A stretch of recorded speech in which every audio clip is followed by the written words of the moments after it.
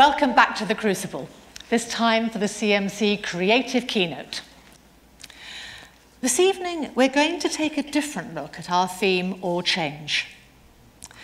We're about to meet someone for whom Or Change is more a call to action than a business issue, and a desperately important call to action that's needed now more than ever.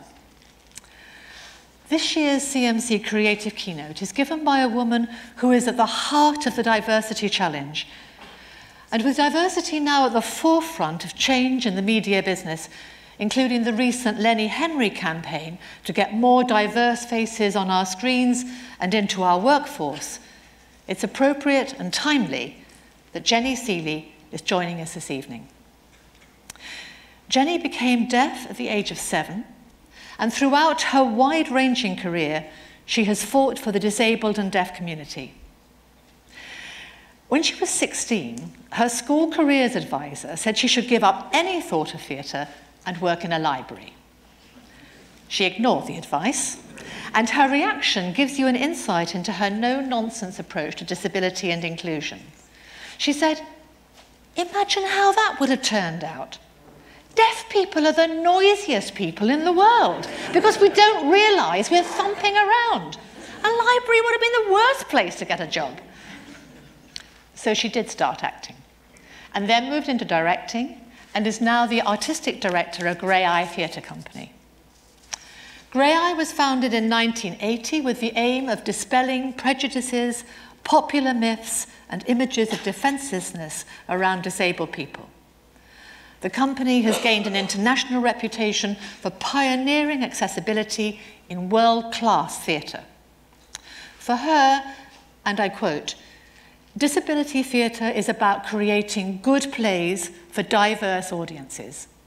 Whether deaf, disabled or not, an audience will learn from what they see. For non-disabled people, seeing a show by Grey Eye or other disabled artists brings another layer of learning. They might have arrived with some preconceptions and presumptions, but if the work's good, it stays with them and they start to unpick their prejudices." Grey Eye's success and Jenny's talent led to an invitation to co-direct the stunning opening ceremony of 2012 London Paralympic Games. And her mission was to change perceptions. So once again, it was about change. And we'll hear whether she feels that's been achieved, along with some things about where we stand as media makers, where our industry stands, and where future possibilities lie for change. Change which brings us creative advantages and, dare we say it, even business potential. And most importantly for us, about the responsibilities and opportunities we collectively face as people who talk to kids, to help them achieve a better understanding of each other and to enable every one of them to be the best they can be. Ladies and gentlemen, will you please welcome Jenny Seeley.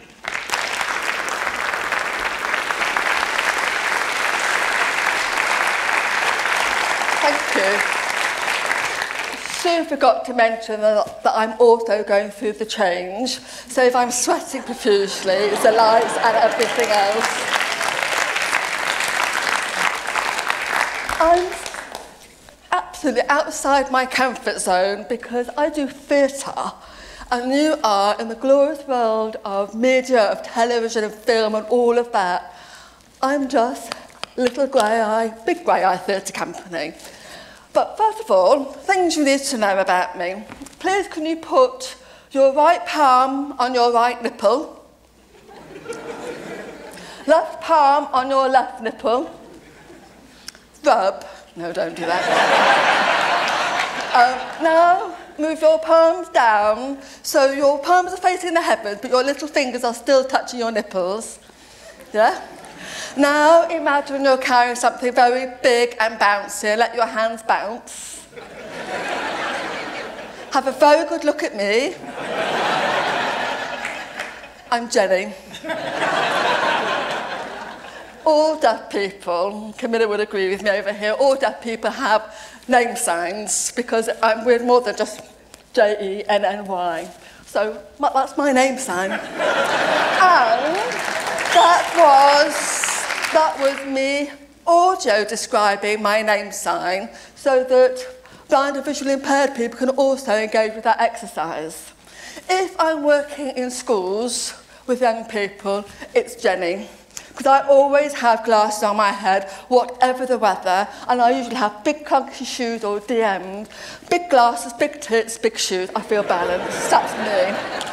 What I'd like you to do is just very quickly think about what's the essence of you. What would your sign name be? And your sign is very much like a television here. So it's about whether you have big ears, or you've got scars, you've got sparkling eyes, you've got dimple, you like football, or you're always twiddling, you've got curly hair. Just take a few seconds, what's your name sign, and then we'll do a Mexican wave of name signs. So just take a few seconds.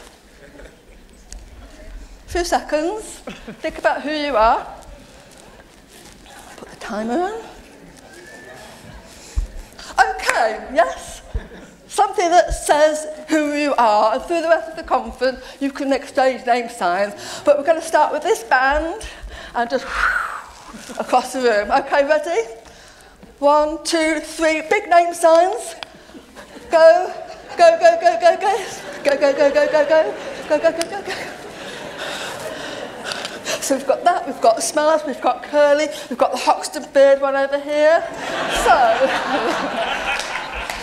So we have a name sign. Can you just be next to the person, find a partner, someone sitting near you or next to you or just behind you. Go palm to palm.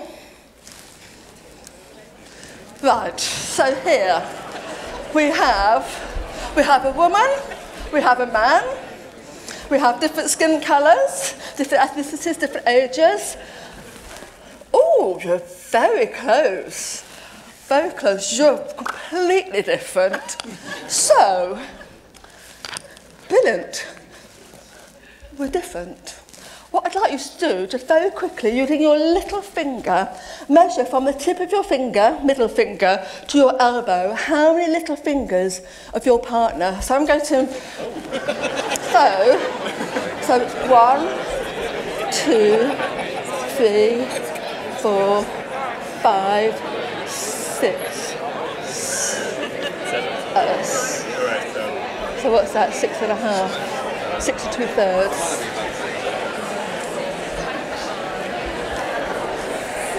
So measure your partner, yeah? So how long is yours? 8. Wow, 8. What about you? 8, 5.5, 6.5, 7. Brilliant. So you are going back tonight, or when you're down in the pub or off to pizzas, whatever, you've got a name sign. You also know you've got a different handspan from somebody else, and you know how long your elbow is by someone else's little finger. You've gone away with something important, because doing this very same exercise with young people, young disabled and non-disabled young people, it's suddenly become not about looking at, oh, someone's got a wheelchair, or someone's blind, someone's deaf, or someone has a mobility impairment, or has got an arm missing. It becomes about, oh, yes, let's find out how we're the same, let's find out how we're different. And so a young wheelchair user might say, right, I'm going to get out of my chair. Someone will go, what? You're going to lie on the floor? Yes, I want to lie on the floor. I want to see how many rotations long I am of my own chair, and see how many wheelchair rotations I am of you. So you start, the elephant goes. It goes, and it's about exploring different similarities, and the glorious thing about all of us, which is diversity. So, as Sue said, I went deaf when I was 7, and so ended my relationship with television. So I don't know why I'm here, actually. But we had that lovely programme, I'm sure you remember. Thank you for your pictures. I'm sorry we can't return them. There's a lot of people who will not get this reference because you're far too young. But back in the day, fantastic programme called Vision On. There was about 5.5 seconds of signing. It was heaven. But apart from that, pretty much bugger all. My life is divided between BD and AD. BD is before death. before deaf, not deaf, before deaf. And before deaf, I loved, for whatever reason, the Basil Brush. Again, the reference might be lost on some of you. Then AD, after deaf. God, why do I do this to myself? My mum said, Jenny, that programme's back on television, the one that you used to like with the talking dog. And I thought, oh yes, I couldn't really remember it. So there I am, deaf, little box hearing aid, you know, in plugs there, television's on. Fuck. So there's this dog going like that. And it's like, have you ever tried to lip read a puppet? So I just thought, right, me being me, I'm on a mission here. I'm on a mission. I am going to lip read puppets. I'm going to learn. I'm 50, nearly 52. I'm still on a mission. I still haven't conquered quite that. But it was at that point when I realised, oh, I'm deaf. Oh, television is not going to be my domain, and I'm going to really have to change how I circumnavigate classroom banter, playground banter, in around what it is, not knowing what the programmes are that everyone's following. As a young person, you can sort of, little one, you can sort of get away with it, but when you become a teenager, it's a bugger. I wanted to know what those programmes were. And I grew up in Nottingham, and there was a programme called, it was a bit like an early days Biker Grove, it was called The Kids at 37A, I'm swearing that's what it was called.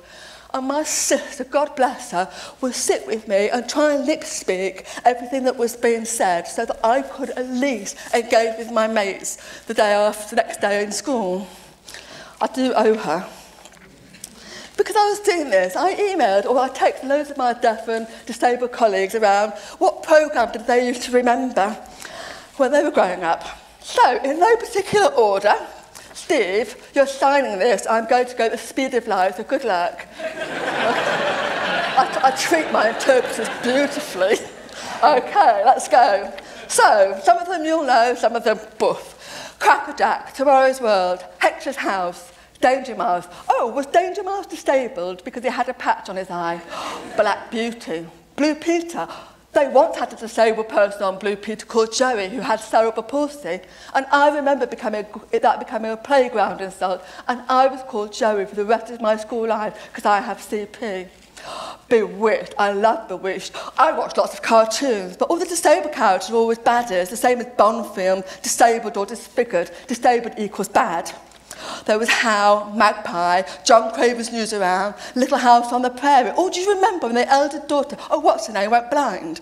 Sesame Street, that always has disabled people in it, doesn't it? Americans are always way ahead of that Quipster. No, they're not. What about that character in Glee? He's not really a wheelchair user. Glee, we get Sandy on Crossroads. Can you remember? Oh, how proud I was when I saw Lisa Hammond and Francesca Martinez on Grange Hill. That was ace. But look how long it's taken Lisa to finally get a part on EastEnders. What about Kerry Burrell? You know, all those on CBeebies, all those snotty parents phoning in saying, oh, my little Jemima is going to be upset by seeing a woman with one arm. It said everything about the parents. Jesus, I didn't say that in this script. I loved Bagpuss. I hated Bagpuss. My kids loved Peppa Pig. What about The Secret Garden? Jen, when are you going to direct that and get the casting right? Tracy Beaker, that's brilliant storylines and casting. I wanted to be a Blue Peter presenter, but they said no, because I have curvature of the spine and I'm small, and apparently I can't do all the helicopter missions and parachute drops. Have they ever watched a Paralympic winter sport? I loved Laurel and Hardy, Marx Brothers, Buster Keaton. I'm deaf. All of those stuff was so visual and beautifully accessible. And also, as a deaf family, we loved Westerns. I mean, John Wayne hardly ever removed his mouth, so we assumed he was saying bugger all, so therefore it was deaf-friendly so far as we were concerned. What about Mrs. Tumble? Loads of disabled kids in that, and he used to sign. Yeah, he uses Makaton, not sign language. It is different. I wish it wasn't called something special.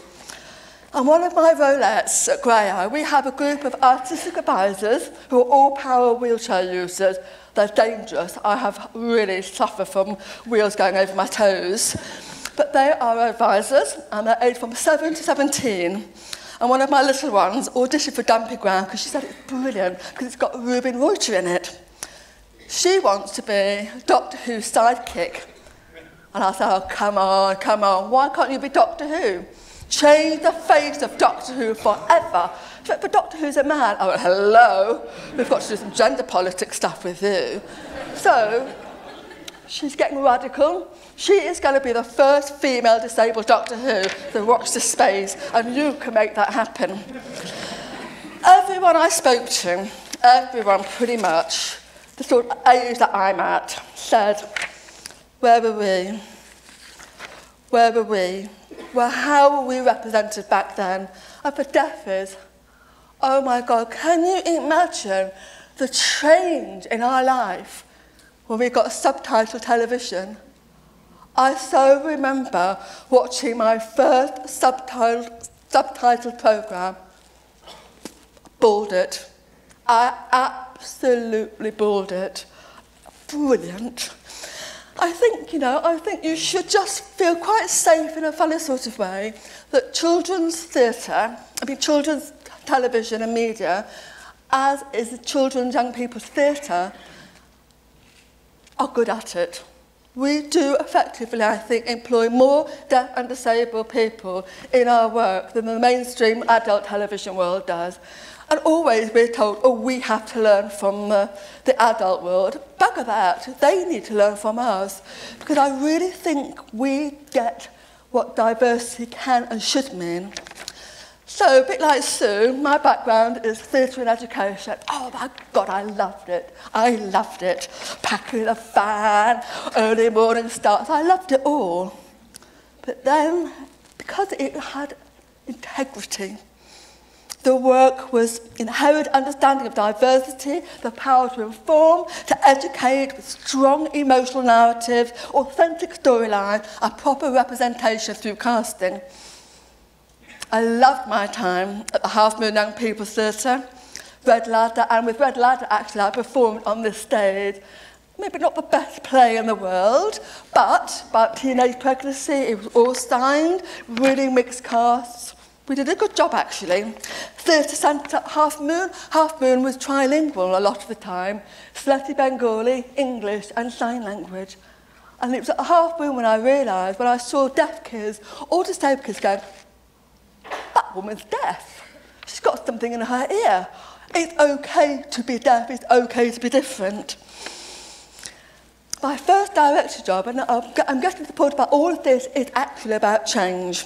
I went to Interplay, massively pregnant as a trainee director. I had literally 6 weeks training before I went off and had baby. Perfect timing.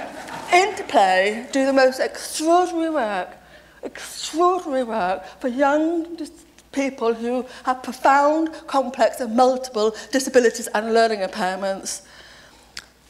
We did Shakespeare, we did The Tempest, and some of their support workers, some of their families, some of their teachers said, what are you doing stuff like that for people like that? They're not going to understand it. Excuse me, how dare you? How dare you assume and take away that right to have access to Shakespeare? But what we had to do is we had to think really carefully about the physical, visceral, the narratives and the textures of our costumes, the music, the set, the lights, all of it.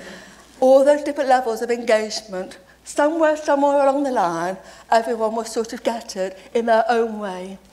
And then I started to work with Mike Kenny, and if you do not know who Mike Kenny is, I might have to take you out to kill you.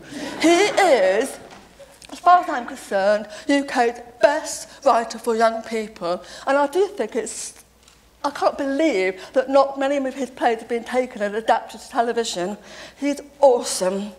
So we did Stepping Stones, which is beautiful, it was all in haiku. And it's about a young girl who wanted to leave home. And her parents said, why are you doing this? My kid's never going to be able to leave home. But it's about that spirit of independence. Your young person can find independence. Then we did an opera. Can you imagine me, deaf, doing opera? I mean, bloody hell, outside of my comfort zone or what? But it was an extraordinary experience. because I learned really how to feel music, see it, goose pimples, and I would say, right, oh yes, that note, I can feel it in my elbow. So I thought, that's useful. If I can feel it in my elbow, other people might be able to think about how they feel music, and therefore it becomes a different sort of accessible experience. So, Grey Eye. Oh, how lucky am I? How many people know who Grey Eye are?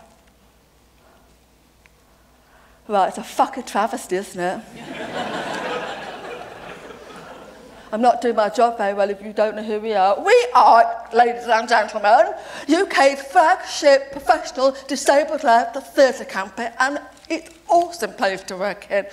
It's all about evolving, about change, about organisational change, staff changes, casting changes, and changing with the time, changing with the politics and the economics and everything.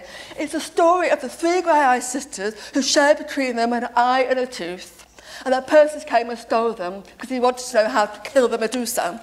They tell him, but he doesn't give them back. He throws them into the wilderness, and the myth is the Grey Eye sisters were left screaming and defenceless. Well, we are. Grey Eye is screaming for a passion for inclusion, and our right to be centre stage in every single creative domain that there is. And what we do the same as the Grey Eye sisters, is we share what we have. Seriously, if someone rocks up with no legs, I'm not going to find many legs, am I? You know, for me, it's more important, can they act? And that's what Grey Eye is about. We work with what we have rather than what we haven't got. Of course, I wasn't going to forget my relationship with Mike Kenny. And once I started to get my feet under the ground at Grey Eye, I started commissioning new plays for young people, as well as for adults. And I started having a very different relationship with writers, because it was founded on a complete almighty fuck-up. I went way over budget on a show that was called The Freak Show. And it was in a tent, and it cost a lot of money, and it went wrong. And so we didn't have any money, but my boss said, Jenny, you still have to do a show, and it still has to be accessible for deaf and blind audiences. So I'm thinking, I can't afford that. So, and this particular show was, I decided to do The Fall of the House of Usher, because Steven Berkoff, who adapted it, has written more stage directions than script. It's Steven Berkoff, isn't it? So anyway, I wrote to him and said, Steven, do you mind if I use all the stage direction live on stage, spoken by the performers as part of the audio descriptive narrative that is for everyone? He went, oh, wrote me a letter. Bloody hell, that's a very good idea. Yes, why didn't I think of that? And so that changed the course of history for Grey Eye. So I started to working with writers, started saying to Mike, Kenny, come on, write me a play where the narrative is really signable. So it could be a sign-supported English or BSL, and it could be placed for where young deaf people are and they're learning and signing. And I want it to be completely audio-descriptive so that young blind people don't have to sit with headsets on away from the rest of the audience and have a different voice coming in. He went, oh, Jen, come on.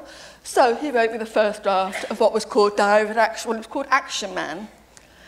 He couldn't get it. He said, Jenny, writers write about, they don't write about what people are doing. I got that first draft, I went, Mike, it's in diary form. Of course it's in diary form. It's about a young kid talking about his diary. So I'll just read you a little bit, and you'll see what I mean, I hope. September the 8th, 2003, 5:30 a.m. Ezra's still in his bedroom. It's night time. Everyone's asleep. His stuff is all packed away. Sorry, I did warn you. Trust no one, not even me. I'm always telling stories. It's not all lies. My dad really was a soldier. Oh, Dad, come home, please. Mum's got a boyfriend, Rob. You better come home soon. What are you doing in Manchester? Very good question. Dad, stay there. Stay there, I'm coming to find you. I'm really coming to find you. September the 7th, 2003, 6 o'clock, Ezra's on a mission. This is the story of Ezra's mission to rescue his dad. And so Ezra, at the beginning of the show, you see Ezra with his invisible dad. And then when he goes to find his real dad, it's the same person. And that actor, when I cast him, because he was good and that's who I wanted, deaf, profoundly deaf, BSL user. The real invisible dad, yeah, it's a very easy option for him to sign. But real dad, I got to the end of the play in rehearsals and thought, of course real dad's deaf. David is deaf, I can't play him any other way. And then the whole play made sense. So when the children are signing at home with Mum, she stops them, she doesn't like it. But as soon as Mum's there to come and get the answer from his dad, she goes straight into full BSL. They have this massive scale row, because that's the language that they used to have when they were married. And the two children, Ezra and his sister Louise, they have to voice over, because one, it has to be accessible for a blind audience, but two, kids do that, don't they? And the voicing over of their parents' argument was just heartbreaking. And when we asked a group of deaf kids what they liked about the play, what they felt about the play, we thought they'd like all the action man and all the beginning stuff. No, they went straight for that. They said, that's about real life, that's about styling, that's about how our families are complicated because we're deaf and we have all of that. It was real. Carrying on that theme of real, sometimes you have to spell it out. Disabled people are so used to being looked at. So, we did a play. Mike Henny, again, sorry, I'm a bit of a sucker for him, I love him to death. He saw an article in the stage saying that there was a shortage of dwarves in the stage for Pantone. And at the same time, there's a whole thing about eugenics and trying to get rid of disabled people. So we've sort of like put it in around time of war, a bit of Mengele going on, eugenic stuff, and small people doing a panto about Snow White. This was for 7-year-olds, mind you. So the opening shot was, once upon a time on a very wide stage stands a young woman.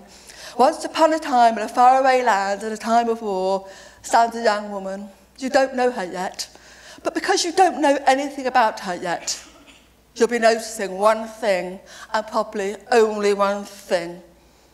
I'm short. Have a good look, and when I say short, Kieran is short. Have a good look. You have my permission. Okay, now get over it. This is my story. Can I have 2 volunteers, please? A man and a woman. 2 volunteers? Yeah? You two, up. Let me see.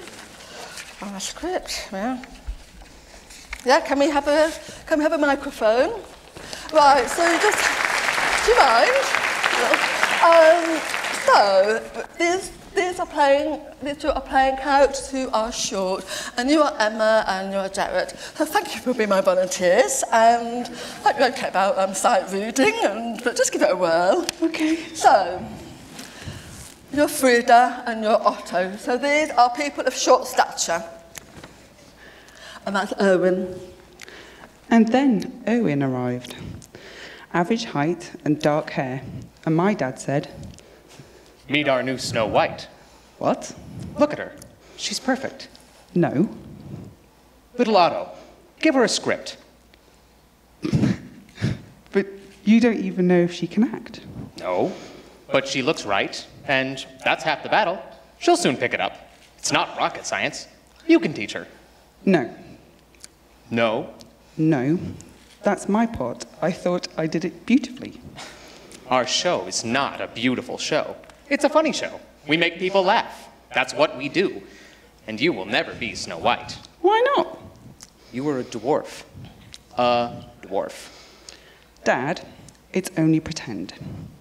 I'm an actress. I'm not really a dwarf.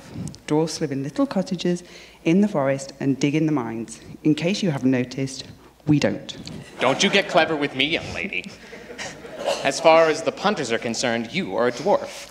You are not, will never be Snow White. Why not? Because people will laugh. They won't. They've been laughing at us for thousands of years. They're not going to stop now. They don't. Frida, you walk down the street, they laugh. At least in here, we take their money for doing it. Why can't I be Snow White? just isn't going to happen. Not in my show. Then maybe I'll leave. Go on then. I will. Do. I'm sure you'll do very well in the big wide world. So go. Join a circus. That's all you're fit for. They will put you in a Snow White dress, all right, and then fire you out of a cannon into a big bowl of rice pudding because that's what dwarfs do. You'll be a freak. Is that what you want? No, Dad.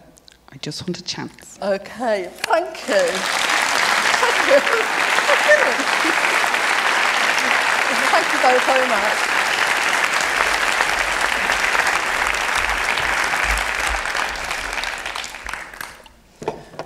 So I have the most glorious job putting on plays with meaty stuff like that. And kids come up with the most extraordinary responses of engagement, of questioning, and wanting to know about difference and all of that. And I really feel I have a huge responsibility to make sure that as many young people see the work we do. It's back to dispelling that elephant. And it's about young disabled and non-disabled people, young deaf people, young blind people, all being part of the same audience, all experiencing the same show with different means of access, but they're all there together. They belong. They belong with the narrative. And the same is true when we did The Iron Man. Do you know The Iron Man by Ted Hughes? It's the most beautiful story. And in a way, it feels like it's a real disability myth. You know, this giant Iron Man rocks up in this village. It could also be a story about immigration. He rocks up in this village and all the actors go, ah! But one boy, Hogarth, woof, he engages with him. But the Iron Man has to earn his stripes. Back to the whole disability thing, I say to my Rolettes, I say to all the actors I train, you have to be better. You have to be better than good and better than anybody else because there'll be so much scrutiny on you. So, yeah, I think because deaf and disabled people really are up against it. You know, so many directors ask me, Jenny, how do you cast? I go, oh my God, you want to know how I cast? Okay, what I do is I put out an advert on Twitter or on Facebook or whatever, make sure it's accessible. Deaf and disabled people apply. I get them in, we do a couple of hours workshop, and if they're good, they get the job. If they're shit, they don't. I mean, that's how you cast, isn't it? Yeah. But that's what was I saying?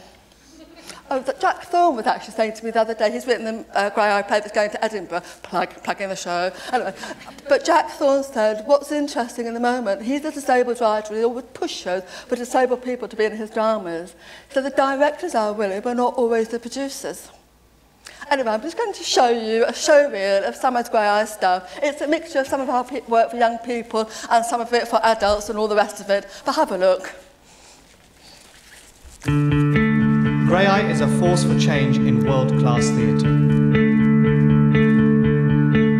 Diary of an Action Man, 2003. This immensely expressive piece tackles its issues in a forthright, unconventional and energetic manner. Time Out. Bent, 2004. This compelling and powerful production. The Stage. Blasted, 2006. Shocking but brilliant. We are left washed out, touched, and thrillingly appalled. Evening Standard. Signs of a Star-Shaped Diva, 2010. A remarkable piece of theatre. British Theatre Guide. The Garden, 2010. Jenny Seeley has done it again. Disability Arts Online.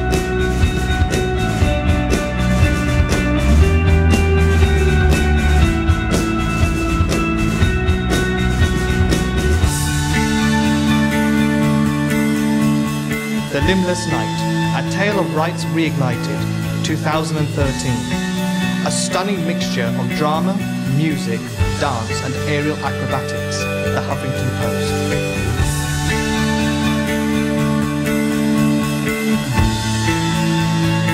Belonging, 2014. Pioneering in the way it uses many different kinds of language, physical, spoken and sign, to create layers of meaning.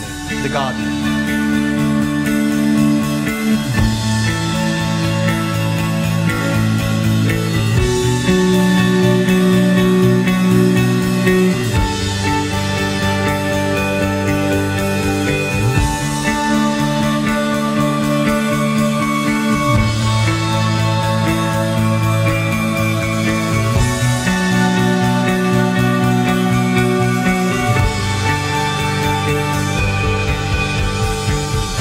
Iron Man 2013.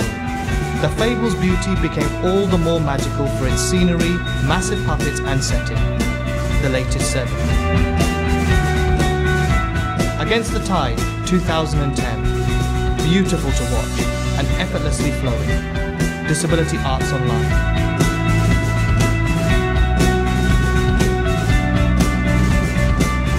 Prometheus Awakes 2012. There are no limitations here, just glorious liberation. The Guardian.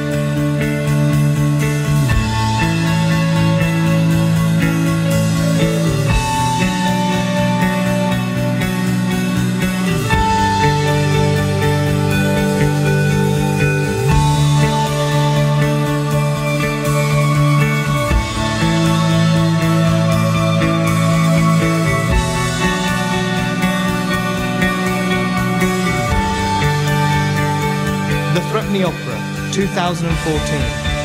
It truly is a show conceived with magnificence. The Big Issue.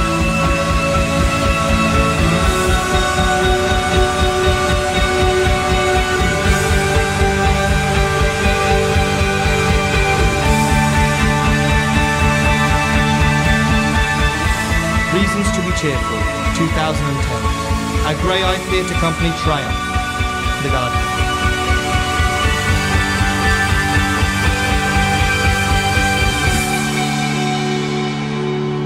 Grey Eye Theatre Company. So my question is Grey Eye to you. creates theatre that matters and is a force for change. By championing accessibility and providing a platform for new generations of artists, Grey Eye leads the way in pioneering trailblazing theatre, both in the UK and internationally. That is the voice of Amit, my associate. I'm quite interested in how we could all engage with each other and how some of the aesthetics that I mess around with, that are permitted within the text and owned by the actors, can happen on television. Maybe it already is, so do shoot me down if it's already happening. But just things like, I've just been talking to Sue, who's doing Rocket Island. There's a daft young person in it, there's going to be Shining, and how important that is. But what about, subtitles that are really painful to read? You never know who's talking. What about speech bubbles there? So stuff starts becoming more interactive. What about a really rich visual? How can it be multisensory in television? I'm sure you can, by really rich colours and visuals and sounds. And there's so much that I think is still really, really unexplored. And again, that whole thing about the accessibility of audio description. I mean, I don't know how many young people engage with television, maybe radio, and obviously I've not done any research on radio for obvious reasons. Can't hear it. But presumably there are really good radio dramas, and I hope that there are blind storylines and blind actors on those very, very programmes. I think there's a way that we can start mashing up our forms. I really do. And that will start to change. I've changed the force of British theatre through Grey Eye and our disabled people's stance in that, and I think we can start trying to do the same with telly. I'm going to jump now because I'm going to run out of time. But I did have the most incredible opportunity to change people's perceptions in and around impairment of what we can and cannot do by being part and co-director with the lovely Bradley Hemming, the opening ceremony of the Paralympics. You know, I was just a little regular deaf kid, struggling away in mainstream school, lip reading for my country. Where did this ambition of fire came from? It's because I'm deaf, and because I've been allowed to live because of lack of opportunity, lack of access. I've lived in my own bubble and just watched and created my own layers of access for me. And that stood me such a good stead to become a director. And also, I'm hell-bent on justice, equality and inclusion. So, to have that stadium, yes. And, I'm sure that some of the people that appointed us thought that Jenny Bradley would do a nice little show, like Beijing, they did the Teletubbies. Well, fuck off, we're better than that. Seriously. Bradley and I were going to do a rich, emotional, universal narrative, and my God, where we're going to have as many deaf and disabled people on that stage thinking about, diversity in its broadest sense, class, gender, sexuality, ethnicity, age, all of it.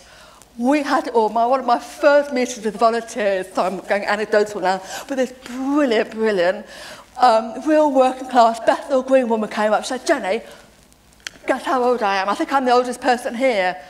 And she looked good. She said, what, how old are you? She said, don't tell them, I'm not supposed to really be here, but I'm 87. I said, what do you do? She said, oh, I've got a 50-year-old lover, we have sex a lot. Brilliant. Sorry.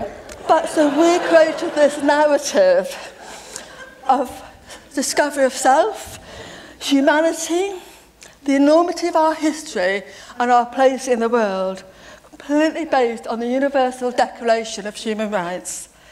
We had Ian McKellen as Prospero, and rehearsing with him, he's such a glorious lovey. I do love him. He said, Jenny, darling, what's happening after I've just done my bit? Do I just go off? What's happening next in your narrative? I said, oh, Ian, it's our bit about empowerment. What? It's our equality bit. We're doing spasticus autisticus.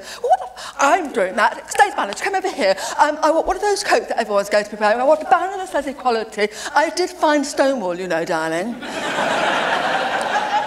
And there he was, on that book, the Declaration book, with his protest banners, singing and cheering, spasticus autisticus. Oh my God, so we had, 25-foot inflatable of Alison Lap, and we had Stephen Hawking on the main stage, Beverly Knight, Lizzie Emma, spasticus autisticus. I swear to God, if any of you have the wherewithal to help me get Reasons to Be Cheerful, our Ian Dury-inspired musical that you saw on there, made into TV, because it's gorgeous. And God knows, with the present government, we need a reason to be cheerful. But when we did the first show in New Wolsey of Reasons to Be Cheerful, a 12-year-old asked to come backstage to meet us, and I was going, 12? That's not good, because for those of you who know who Ian Dury, we had Plasto Patricia in the show, and we had Hit Me. Both of them were quite meaty and fruity with language, but this 12-year-old wasn't interested in that. He rocked up and said, thank you. I'm spasticus autisticus. I'm autistic, so thank you for saying I can be spasticus autisticus.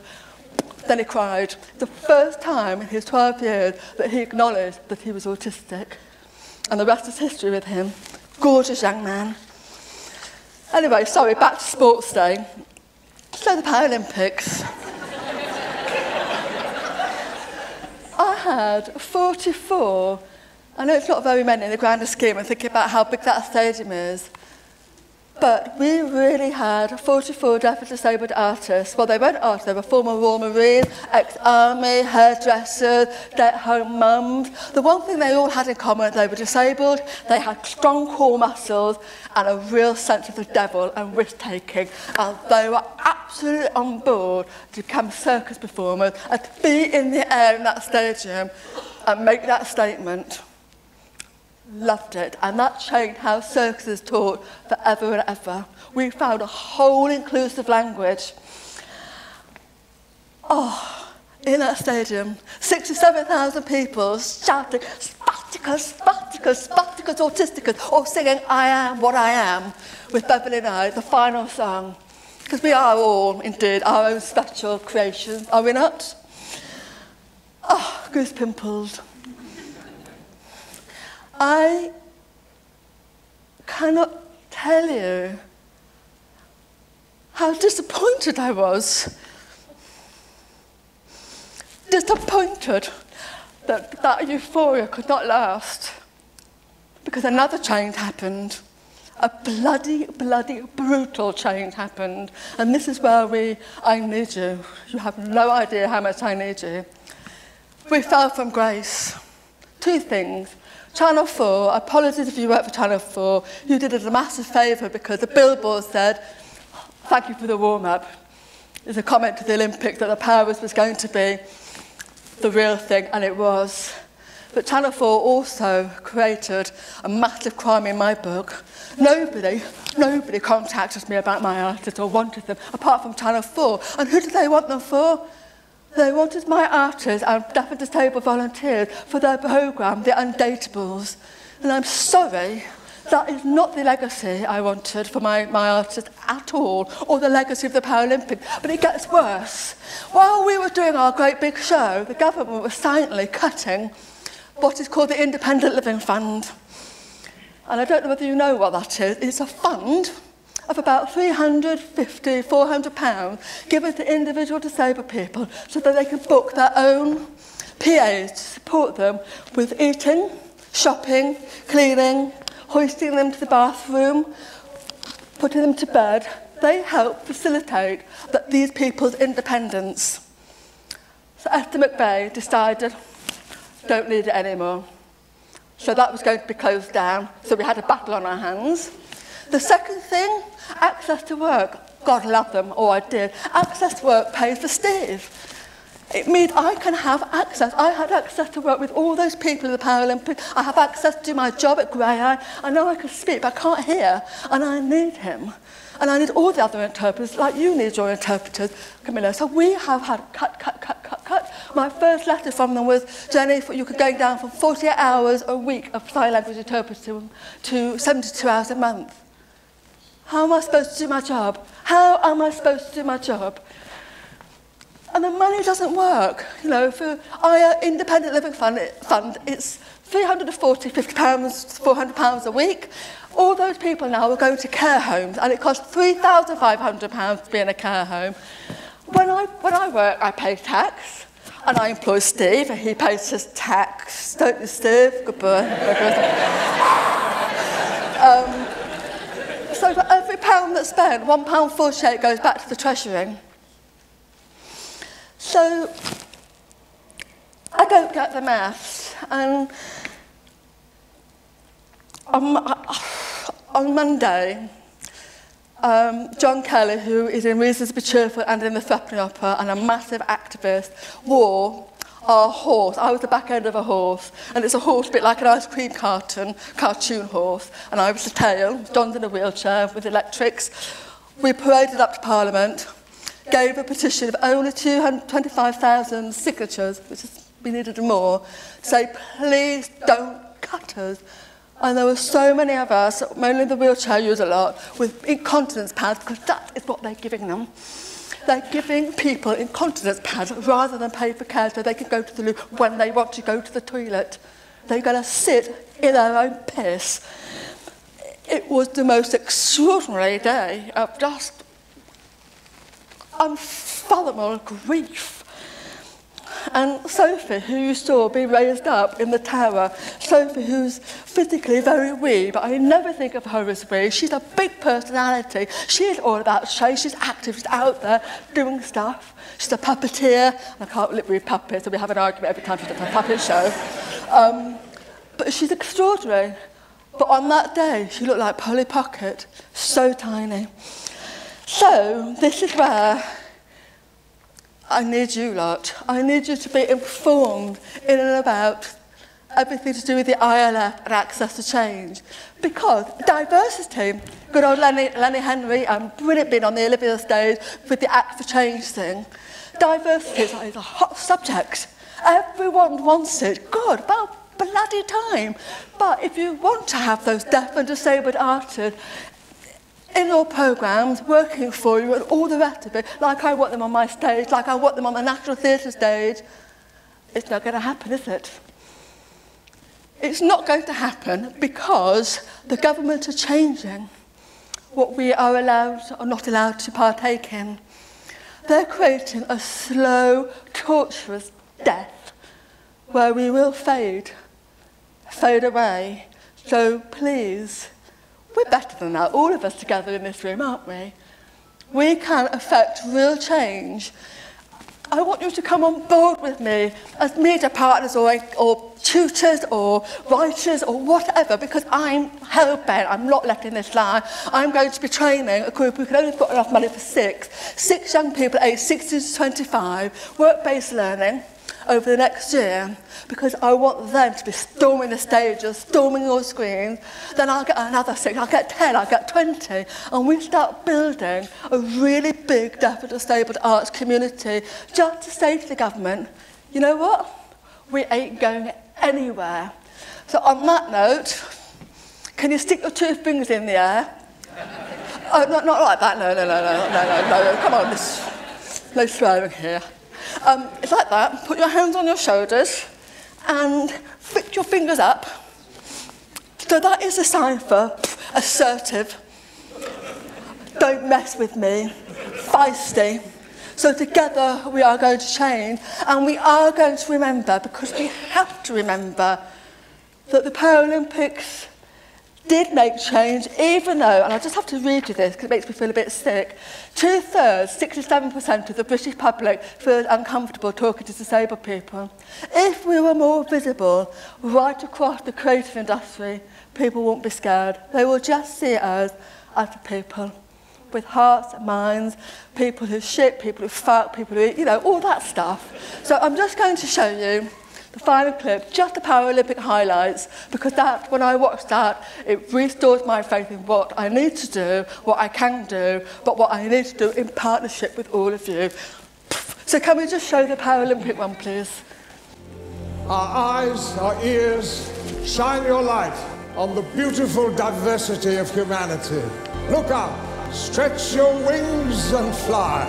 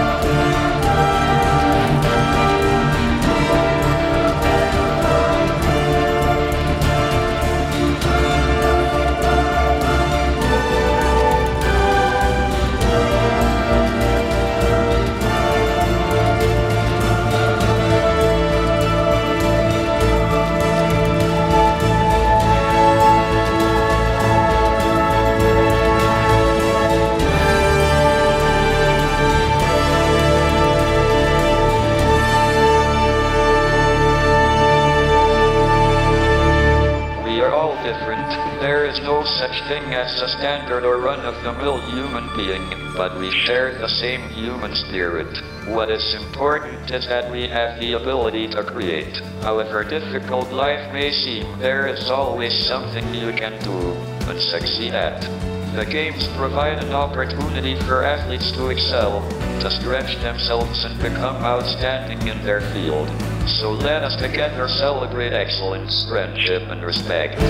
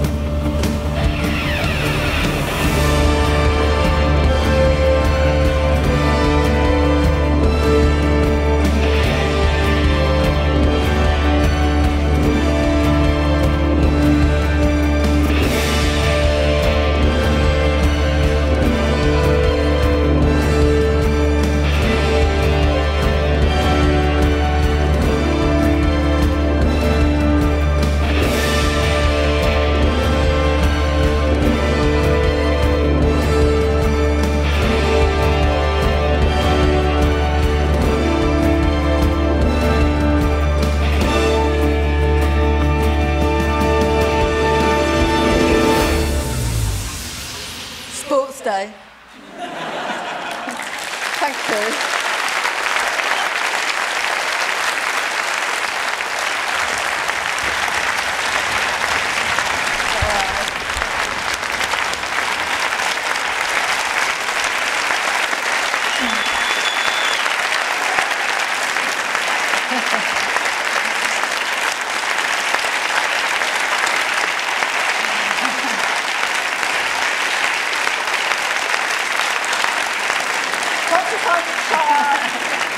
Jenny, thank you. Thank you. Thank you from the bottom of my heart for a truly, truly inspiring keynote. I'm quite sure that if anyone came into this theatre, I'm actually so moved I can't actually speak. I'm quite sure that if anyone came into this theatre feeling that inclusion and diversity was a difficult challenge that we have to think about, but isn't a bit difficult, you, like me, will be going out feeling excited about the possibility of inclusion and the potential. So thank you very, very, very much. We don't have an enormous amount of time, about 10 or 15 minutes, but I'm quite sure that there are people here who would like to ask questions of Jenny. So if you put up your hands, I will, it's actually quite difficult to see, but I will, if you put up your hands, if you have a question, please wait for the microphone to come to you. That's important, particularly important today, so that Steve can actually hear the question and sign it to Jenny. So do we have any questions? Yes, lady over there. Hi Jenny, I'm a theatre maker as well, and I got mentored by Mike Kenny, and I absolutely concur with what you're saying about the fact he's written amazing plays, and they should be. TV is a wonderful writer. I would like to say, how important do you think it is to have schemes that train, like the BBC ones, that train artists with disabilities so that they have access to media, theatre professionals, so that they get on that first, maybe emerging artists, they get on that first rung? I think it's vital. Would you not agree? I mean, the thing that I said at the Act for Change thing, because Rufus knows that then Ashton was talking about excellence. You know, he said, hand on heart, I haven't worked much with deaf and disabled people, but I expect excellence on my stage. It's like, oh, come on, that's patronising to think I don't expect excellence. But also, for most of us, getting our foot in the door of those drama schools is really, really difficult. So the more schemes and support and initiatives, it's fantastic, but you have to follow it through. It's not good enough just having one little role in a television thing. We don't get better unless we have more and more opportunity to perfect our craft, to play a real multiple of roles. So that's really the agenda. First step, and all the other ones after that as well. Thank you. Another question. Yes, lady here. You said you wanted all of us to support you. Can you give us some practical ways in which we could? I think it's about talking to your local MPs. I think it's about writing letters to people ahead of all the... I mean, they've got lots of head of TV and creative people here. You know, really supporting us to lobby the government, write letters to newspapers, go on the Save the ILF website and Stop the Changes to Access to Work website and sign up and find out what's going on. So when there are marches and rallies, come with us. Because you're working across a wider spectrum than I do. And also television reaches many, many more people than theatre. So if there's any way of infiltrating the system, please do it. Thank you. Any more questions? Yes. Hi. Next year, I am going to be chair of a student theatre company. And by this time next year, we want it to be, well, I personally really want it to be so that there is a performance every 2 weeks that is signed. There is a scarcity of student interpreters, which is making it massively challenging to get this kind of initiative off the ground. What sort of advice do you have to make it so that this can be possible? The best advice is, if you're going to have, just in terms of the economics of it, and I do argue this quite a lot with the theatres, to have more access. If you have a deaf actor in your shows, if access to work goes according to plan, that deaf actor will have access to an interpreter, and then they all become part of the whole theatrical narrative. And you can have them in and around that makes working with that deaf artist, or the deaf artist sign for themselves, and the interpreter voice over. In terms of working with student interpreters, I feel I also have a huge amount of responsibility to start giving them more opportunities, because of their whole access to work thing. They're not getting those jobs anymore and they're not developing their skill. So I'm just jenny@greyeye.org. Just email me and maybe we could have a further conversation about what's best to do, because I'm absolutely on it with you and I'll do whatever I can. Yeah. Thank you. Another question? Probably got time for a couple more. Yes, gentleman here.